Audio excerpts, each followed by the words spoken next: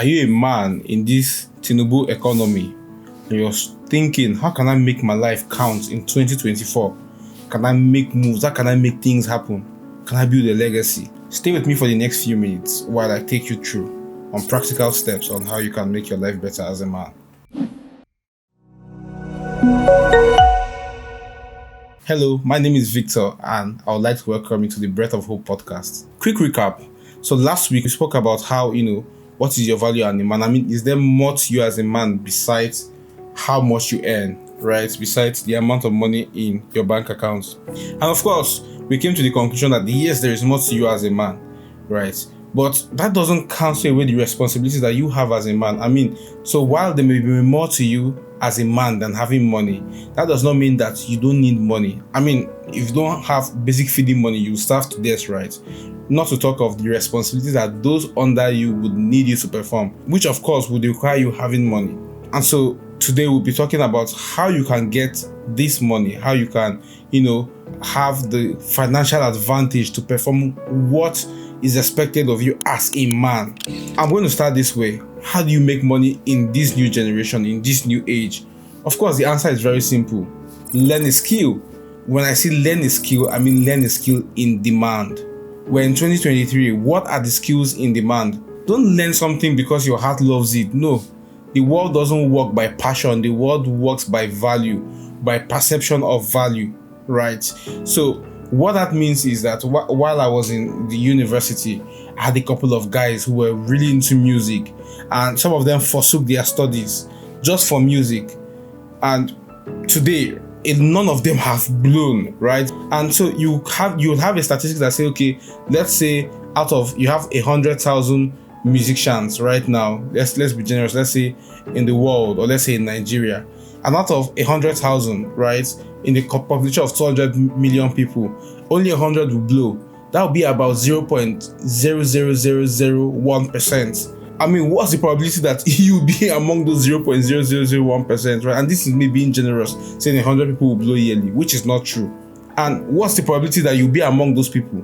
So that should tell you something. Passion does not feed, demand does. And what that means is that if I'm the only one right now that is selling food in the country, nobody else sells food, and I make my food as expensive as 100,000 naira, you buy it, even if it makes you stealing because you don't want to starve. And what that means is that your skill set is very scarce.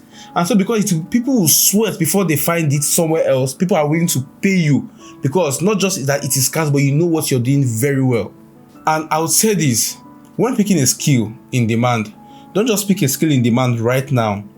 You have to be futuristic. You have to be a visionary. And there's a very important question in being a visionary within the context of learning a skill. That is, you're asking yourself, will this skill be relevant in the next 10 years? Right? I mean, imagine learning a skill right now, and after you have 2 years experience, that skill is no longer needed. It doesn't mean you learn a new skill. So you need to ask these questions. Well, number one, I would say this for tech skills. Front-end engineering is already saturated. Now, am I saying that if you go into front-end engineering, you would not be successful? No.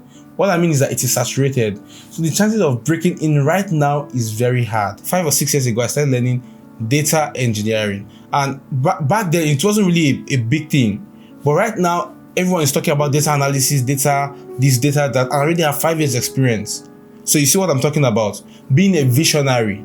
So you need to ask yourself, what's the growth curve and what's the expected growth curve of this? How does it fit into my passion, right? And so what are some of the skills that I think personally will still be relevant in the next couple of years? And I'll give you reasons why they will be relevant, of course. Data engineering. Data engineering is really for people that, are logical in nature. And the reason why I say that they are logical in nature, there are people that when there's a problem, all they think about is solution. How do I trace the solution from point A to point B to point C to solve the solution, right? Now, if you're that kind of person, you think logically, you understand the logic somehow that thrives mathematics, not necessarily, but somehow that thrives mathematics, I think you'll be very good. You have some sort of an engineering mind, you'll be very good for data engineering. And why do I think data engineering will be relevant in the next couple of years? Because data is increasing. This may seem a little bit technical to you, but data is increasing. And what that means is that the need for data will still be in demand. And from my personal experience, especially around the Nigerian markets, they are still far behind, right? A lot of companies are not making use of their data, and that need is going to come really handy in the next couple of years. And so if you're a logical person, you have an engineering mind, data engineering is for you. Data analysis. And if you're the kind of person that loves colors, you love to mix colors together, design stuff, and you have an analytical mind. Let's say you're the kind of babe, you like investigating your boyfriend's phone, trying to check for things that are not there or things that are there. Data analysis is for you. They'll ask you questions. How much did we make last year? Things like that. You go through the data to bring out information and insights for your organization. So you have to build beautiful charts together, right? So if you love that, then data analysis is for you. DevOps, right? Now, what's the meaning of DevOps? DevOps comes from two words. First, development, second, operations. And what that means is, you have a system of developing applications and ensuring that those applications run smoothly. And so I'm trying not to sound technical, but DevOps would involve, you ensuring that every IT application or software that's being developed within the organization runs smoothly. Providing an environment that can be scaled up, right, and that can be changed from one place to another with a minimal disruption process. I know I just spoke technically, but what this means is that if you have an engineering mindset, right, it's also for you, in simple terms. Also, you can go into non-coding skills like video editing. Video editing, the reason why I think it's still going to be relevant in the next couple of years is because you're going to have people who are going to keep on creating content, and these people will get busy over time and they will need editors to edit their stuff. Now, it's one thing to have an editor that you're talking to that is an AI. It's another thing for the AI to even know what you want, right? So you'd always want to interact with a human surface or a human mind to even know what he is talking about, right? And putting this out there for skills that are going obsolete, right? Rather than focus on learning those skills, which you should learn at least the foundation of course, ask yourself, what is replacing these skills? So for instance, front-end engineering is being replaced by AI presently.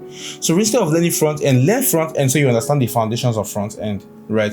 But also take it a step further to become an AI engineer that can send the right prompts into building a front-end application for your organizations. Learn the skills that are going obsolete, but ask yourself what is replacing those skills that are being obsolete, and take it a step higher and learn those things too.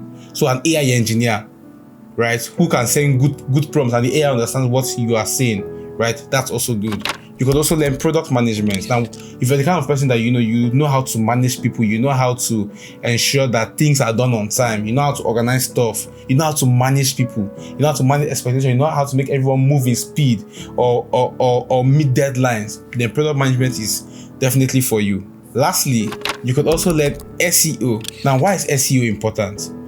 Data is growing in billions. What that means is that on YouTube has billions of content. So imagine the competition. The competition is crazy, right? You post a video and the video has 2 views, 5 views. Imagine you knew YouTube algorithm or Instagram algorithm from the back of your hands, and you tell somebody that give me 3 months, give me 6 months, I can get you 50k views per video. Just say, that person will be willing to pay a whole lot for that. This is a skill that will also be relevant in future because the competition is going to get stiffer with time. Rewatch these videos, try and research about 1 or 2 of them, see which one fits your personality, and please give me a good feedback later. Thank you very much.